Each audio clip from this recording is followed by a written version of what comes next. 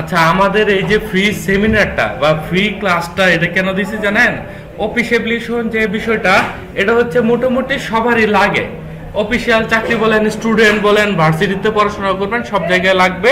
এই জন্য এটা যাতে ফ্রি ক্লাসটা করার মাধ্যমে এটা একজন যদি ফ্রি ক্লাস করে এবং সে যদি বাসায় অনেক কিছু কি করে ট্রাই করে, সে কিন্তু এগুলো দিয়ে চলতে পারবে। এটা কিন্তু আমারই কঠিন কিছু না।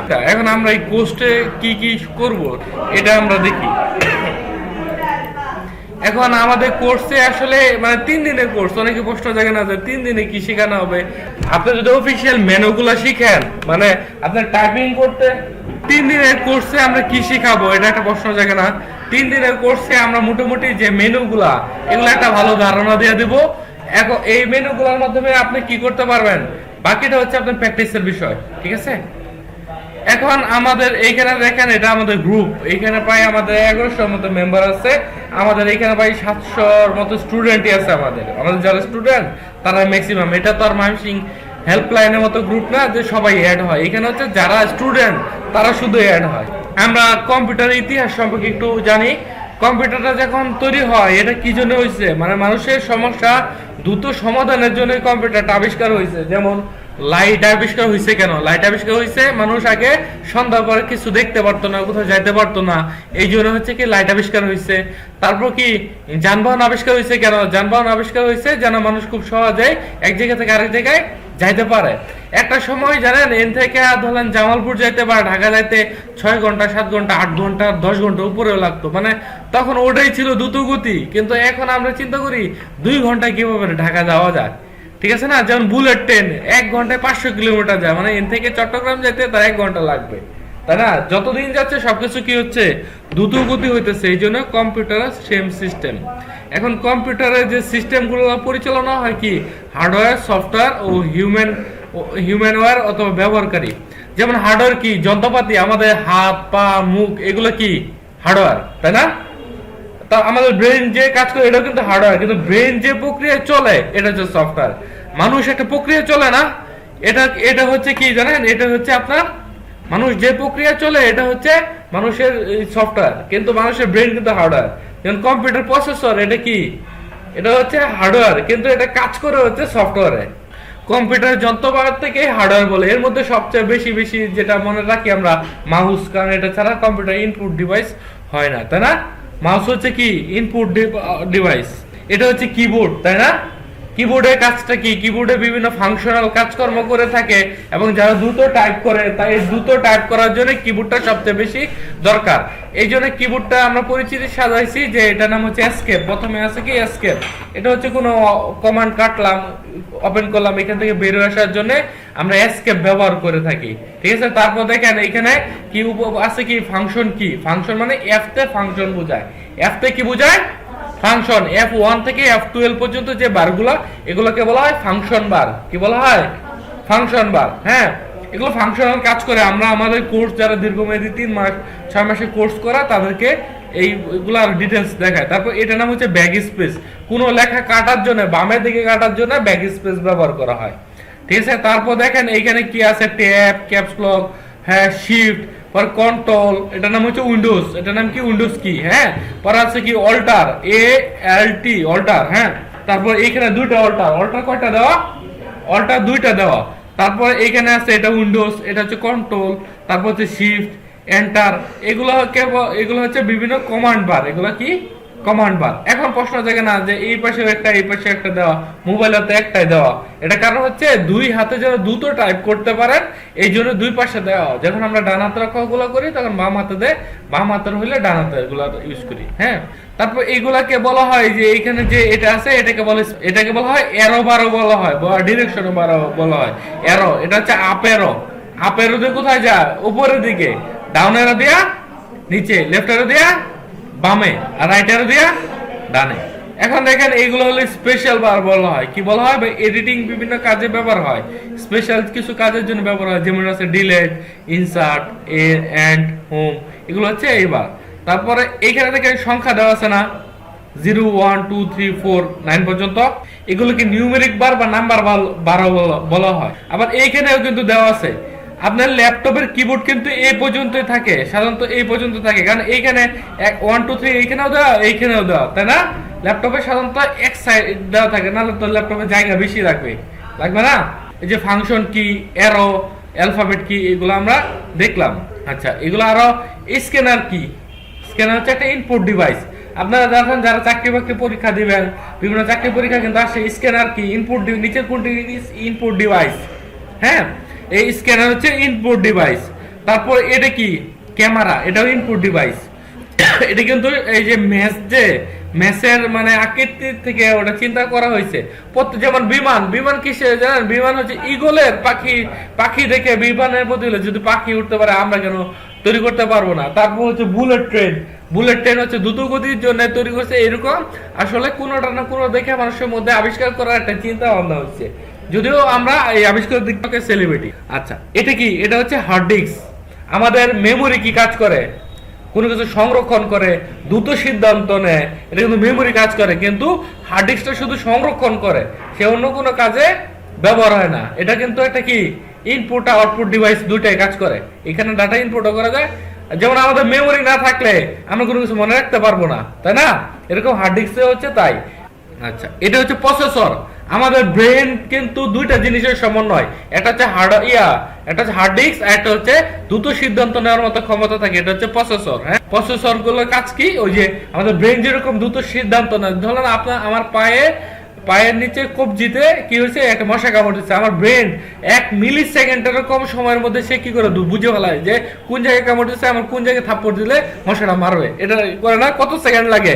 1 সেকেন্ডেরও তুলনায় অনেক কম সময় লাগে। এই প্রসেসর সেম কাজ করে, ঠিক আছে? এটা হচ্ছে প্রসেসর। আমরা যখন কম্পিউটার কিনি তখন কিন্তু বলি যে প্রসেসর কি, র্যাম কি, হ্যাঁ, এগুলা চিন্তা করি। যেমন প্রসেসরের মধ্যে আছে ডুয়েল কোর, হ্যাঁ, core two dual core, core i3, core i5, core i7, পরে আর একটা আছে AMD। এগুলো হচ্ছে প্রসেসর কোম্পানির নাম, মডেল। ফোনের মধ্যে কিরকম থাকে? পরে কি ভিভো, রিয়েলমি, শাওমি, হ্যাঁ, এগুলো ফোন কোম্পানি থাকে না? এরকম প্রসেসর যে কোম্পানি, এর মধ্যে আছে ইন্টেল, কিন্তু মডেল আছে core i3, core i5, core i7। যেমন কি ফোনের মধ্যে একটা ভার্সন আছে না, এরকম এটার একটা ভার্সন আছে। আচ্ছা, এটা তো আমরা জানি, এটা হচ্ছে কি, মনিটর। এটা হচ্ছে আউটপুট ডিভাইস। এটা কি, প্রিন্টার কি ইনপুট ডিভাইস না আউটপুট ডিভাইস? Output device. হ্যাঁ, আর স্পিকার কি, আউটপুট ডিভাইস। তারপর এটা কি, প্রজেক্টর কি, আউটপুট ডিভাইস। আচ্ছা, এছাড়াও আরো অনেক কিছু পার্টস আছে, ঠিক আছে? CPU, web camera, hard disk, SSD আছে। হার্ড ডিস্কের মধ্যে কিন্তু দুইটা পার্ট, একটা হলো এসএসডি, একটা হচ্ছে এইচডিডি। হ্যাঁ, এসএসডি হচ্ছে দ্রুত স্পিড কাজ করার জন্য এসএসডি। মাইক্রোফোন ইনপুট না আউটপুট ডিভাইস? মাইক্রোফোন, যেটাতে আমরা ভয়েস রেকর্ড করি, ইনপুট ডিভাইস। স্পিকার কি তাহলে? Output device. এখানে ইনপুট আউটপুট ডিভাইস সবগুলো আমাদের দেওয়া আছে। হ্যাঁ, আচ্ছা, এটা কি? আমাদের ফোন নষ্ট হয়ে গেছে, দোকানে গেছি, চাই বলতেছে মাদারবোর্ড গেছে গা, বুঝছেন? এটা হচ্ছে মাদারবোর্ড। হ্যাঁ, এটা হচ্ছে সবচেয়ে বেশি। একটা টিভি আছে না, টিভি খুলে দেখবেন, এখন তো এলইডি টিভি, বড় টিভি গুলোর মধ্যে বোর্ড গুলো এরকম, এগুলোর মধ্যে প্যানেল যেটা থাকে এরকমই, সব এরকমই। ওটা সময়ের সাথে সাথে কি হয়েছে, ছোট হয়ে আসছে। যখন কম্পিউটার প্রথমে আবিষ্কার হয়েছে অনেক বড় ছিল, এখন আস্তে আস্তে ছোট হইতে আসছে কম্পিউটার, তাই না? এরকম হার্ড ডিস্ক গুলো জিনিস ছোট হয়ে আসতেছে। এটা হচ্ছে মাদারবোর্ড, এটা দরকার সবচেয়ে বেশি। মাদারবোর্ডে একটা অপশন হচ্ছে bias, basic input output system. এই ইনপুট করে, এই আউটপুট করে, এটাকে কি বলা হয়? বায়োস। র্যাম হচ্ছে র্যান্ডম অ্যাক্সেস মেমোরি।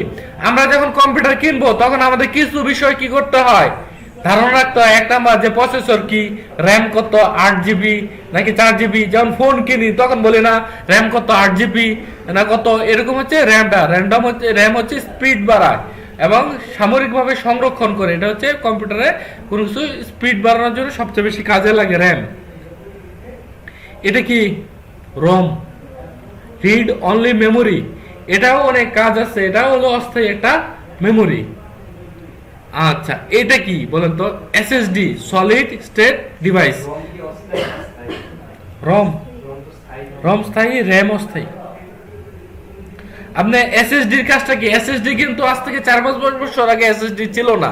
হ্যাঁ, এখন এসএসডি কি 4-5 বছর আগে কিন্তু এসএসডি পাওয়া যেত না, 5-6 বা আর একটু আগে পাওয়া যেত না। এখন কিন্তু এসএসডি হার্ড ডিস্কটা ইউজ হয় বেশি। এসএসডি কাজটা হচ্ছে এটা কম্পিউটার স্পিডে কাজ করে, ঠিক আছে। যেমন ওই যে কি হয়েছে যে আপনার যত ডিভাইস এগুলো কিন্তু দেখেন না ফোনের মধ্যে সব দেওয়া, কিন্তু পিসির ক্ষেত্রে হচ্ছে কি প্রত্যেকটা আলাদা আলাদা থাকে। আপনার প্রাইস অনুসারে বললে তারা এরকম কি বানায় দিবে। তারপর আপনি যদি জানেন যে আমার র্যাম কত হলে ভালো, রোম কত হলে ভালো, তারপর হচ্ছে এসএসডি কত হলে ভালো, এটা যদি জানেন তাহলে আপনার জন্য ভালো হয়। আর একটা কম্পিউটার কেনার সময় অবশ্যই 3-4টা দোকান যাচাই করে নেবেন, ঠিক আছে। কারণ একই জিনিস দেখা যায় এক দোকান থেকে আরেক দোকানে গেলে 3000-2000 টাকা কম বেশি থাকে, বুঝছি। আচ্ছা, এটা কি কুলিং ফ্যান, এটা হচ্ছে প্রসেসর। আমাদের ব্রেন কিন্তু ঠান্ডা করার জন্য ব্রেনের চারপাশে একটা জেল পদার্থ আছে। ওই যে যারা কুরবানির সময় আমরা গরুর মাথা কাটি না, তখন ব্রেনের মধ্যে থেকে যে একটা রসালো পদার্থ থাকে, এরকম ব্রেনের পাশেও একটা ব্রেনকে ঠান্ডা করার জন্য একটা পদার্থ থাকে। আর এই ফ্যানটা হচ্ছে কি জানেন, হ্যাঁ, এই ফ্যানটা হচ্ছে প্রসেসরকে সবসময় ঠান্ডা রাখার জন্য করে, মাদারবোর্ডকে ঠান্ডা রাখার জন্য। মানে কম্পিউটার যখন চলে তখন এইখানে ততক্ষণ এটা চলে। যেমন যারা সার্ভার পিসি ইউজ করে তাদের ক্ষেত্রে কি হয় জানেন, সবসময় এসির মধ্যে রাখে, তাহলে জিনিসপত্র হিট হয়ে গেলে তখন হয়ে যায়, গরম হয়ে যায়। এটা কি রাউটার, ওয়াইফাই রাউটার। হ্যাঁ, ওয়াইফাই রাউটারটা কিন্তু মোবাইলের টাওয়ার কিরকম কাজ করে, এটাও সেম কাজ করে। মোবাইলের টাওয়ার কেমন বলেন তো? মোবাইলের টাওয়ারটা হচ্ছে আপনি ধরেন এক টাওয়ার থেকে আরেক টাওয়ার কিন্তু তারের মাধ্যমে যাতায়াত করে, তাই না? এক টাওয়ার থেকে আরেক টাওয়ার তারের মধ্যে যায়, কিন্তু পরে করে কি সে এরকম নেটওয়ার্কিং দেয়, কারণ তার নিয়ে তো আপনার ঘোরা সম্ভব না। এটা সর্বোচ্চ 300 মিটার 1200 মিটার এর পর্যন্ত রেঞ্জ থাকে, মানে কম প্রাইসের গুলা। আমরা যে বাসায় ইউজ করি এগুলো হচ্ছে 300 মিটার থাকে, মানে সার্কেলটা হবে 300 মিটার। হ্যাঁ, এরকম আপনি 1 কিলোমিটার পর্যন্ত আছে, ওগুলো দাম বেশি পড়বে, 20,000 50,000 1 লাখ টাকা পর্যন্ত পড়বে। আচ্ছা, এখন কম্পিউটার দেখেন যে এই যে আমরা যখন কম্পিউটার চালু করি তখন এরকম কিছু অপশন আসে, এরকম অপশন। যেমন নিচে এই যে চার কোণে একটা বক্স দেখা যায় না, এটাকে বলে উইন্ডোজ। কি বলা হয়? উইন্ডোজ। আর এইখানে যে সার্চ দেওয়ার জন্য অপশন থাকে এটা হলো সার্চ বার, এটার নাম কি? Search bar. তারপর এটাকে বলা হয় যে কিছু, মানে এগুলো টাস্ক বার বলা হয়। কি বলা হয়? টাস্ক বার। এইখানে আমরা প্রয়োজনীয় অনুসারে অনেক জিনিসপত্র রাখতে পারি, এগুলো আমরা আস্তে আস্তে দেখবো। ওইটা হচ্ছে উইন্ডোজ 10, বুঝছেন? এটা কি উইন্ডোজ 10, মানে ভার্সন 10 আছে, 11 আছে।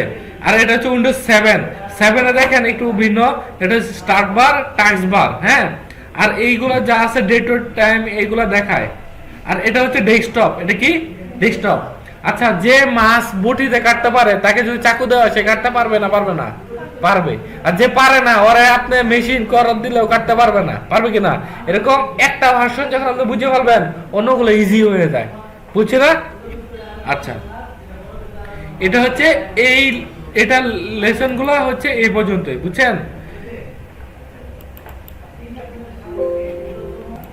আচ্ছা, এখন আমাদের মেন বিষয়টা হচ্ছে যে আমরা যে ফ্রি ক্লাসে আসছি, হ্যাঁ, এইখানে যে আমরা কি কি শিখবো এগুলো সম্পর্কে একটু ধারণা নেওয়া, তাই না? যেমন আমাদের সবচেয়ে বেশি কি শেখার জন্য কি লাগে? Office application. চাকরি বাকরি যে কোনো জায়গায় কি লাগে? সবচেয়ে বেশি লাগে অফিস অ্যাপ্লিকেশন। যেমন মাইক্রোসফট অফিস।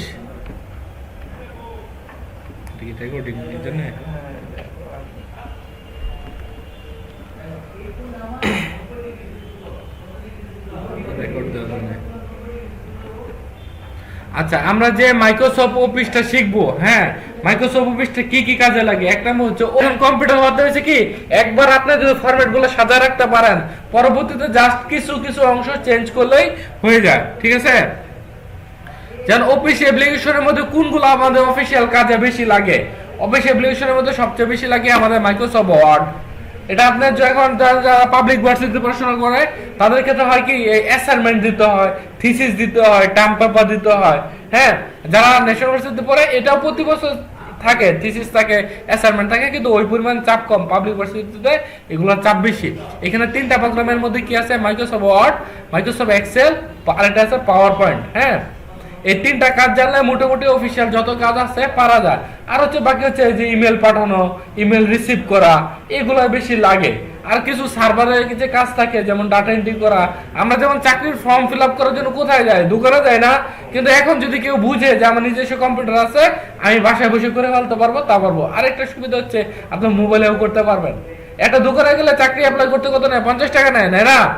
কিন্তু আপনার যদি মোবাইল থাকে তাহলে মোবাইল দিয়ে করা সম্ভব। যেমন আপনি কি একটা পাসপোর্ট সাইজের ছবি তোলা দরকার, তখন আপনি দোকানে গেলেন, 50 টাকা নিল। তো আপনি আপনার ফোন দিয়ে যদি প্রিন্ট না করতে হয়, আপনার ফোন দিয়ে করে ওটাকে এডিট করতে পারবেন না? তাহলে এখন সবকিছু কি হয়েছে, সহজ হয়ে গেছে। আচ্ছা, এই টাইপিং এর জন্য আমাদের যে মাইক্রোসফট ওয়ার্ড, এটা হচ্ছে সবচেয়ে বেশি প্রয়োজন। মাইক্রোসফট ওয়ার্ডে কিন্তু দুইটা পার্ট, একটা হচ্ছে বাংলা টাইপিং, আর একটা হচ্ছে ইংলিশ টাইপিং।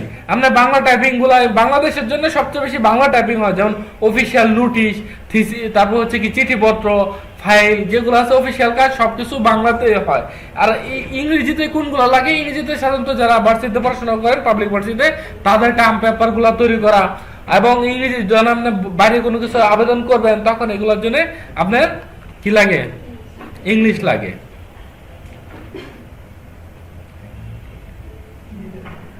আরেকটা হচ্ছে এক্সেল। এক্সেলের কাজটা কি? এক্সেল হচ্ছে গাণিতিক যোগ বিয়োগ। যেমন ধরলেন আপনাকে বলা হলো যে 100 জনের বেতন বের করো, 10 জনের বেতন বের করো, 100 জনের রেজাল্ট শিট তৈরি করো, এই বছর আমার কোন কোন খাতে কত আয় হয়েছে, কত ব্যয় হয়েছে, এটা বের করো।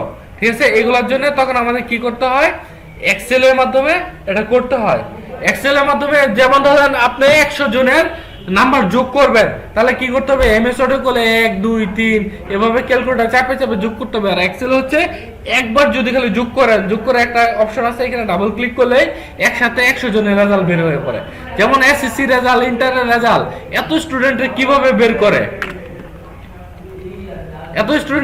বের করে, জাস্ট কি করে, তাদের সফটওয়্যারের মাধ্যমে করা আছে, সফটওয়্যারের মাধ্যমে করে। আর পাওয়ার পয়েন্টের কাজটা হচ্ছে কি, পাওয়ার পয়েন্টের কাজটা হচ্ছে যে প্রেজেন্টেশনে যে আপনাদের সামনে স্লাইডগুলো শো করতেছে না, এটা হচ্ছে পাওয়ার পয়েন্টের কাজ। কিসের কাজ? পাওয়ার পয়েন্টের